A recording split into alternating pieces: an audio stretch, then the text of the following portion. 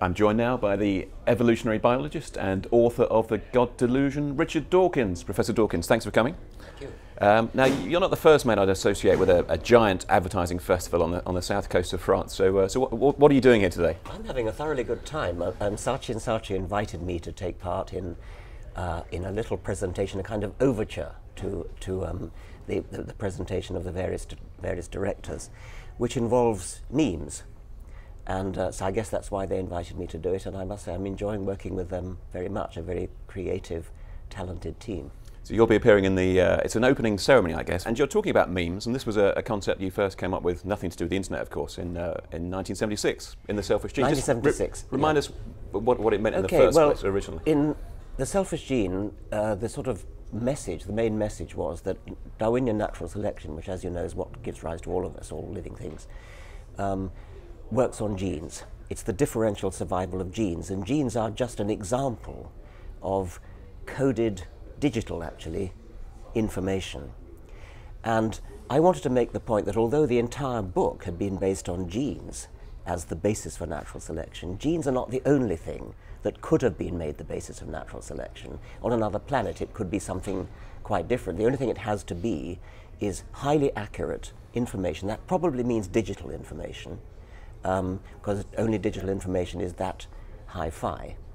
But then I wanted to say, well, maybe we don't have to even go to other planets to find an alternative to DNA. Maybe there's something already here on this planet which is showing the signs of being a kind of forerunner of a new sort of evolution. Memes, cultural replicators, the cultural equivalent of a gene, the cultural equivalent of DNA, which is anything that's copied, anything that's imitated, anything that spreads around like a virus. And I actually used the analogy of a virus as something like a tune that's catchy like a virus, catching. It spreads around the culture. I whistle it, you hear it, whistle it, you go out in the street, whistle it, somebody else hears it, whistles it. It spreads like a virus, and that's all you need in order to get natural selection going. So I called it a meme. So it doesn't exactly rhyme with gene, but it's sort of short and sounds vaguely similar.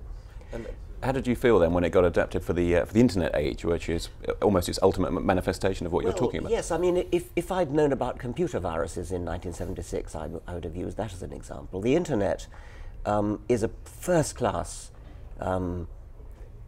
ecology for memes to spread, and it's no wonder that the word meme has been taken up in the internet, because that's exactly what it is. When we say things are going viral, that's the very phrase I used in The Selfish Gene. So yes, it's not really a change. It's just a specific subset of the original idea of the meme.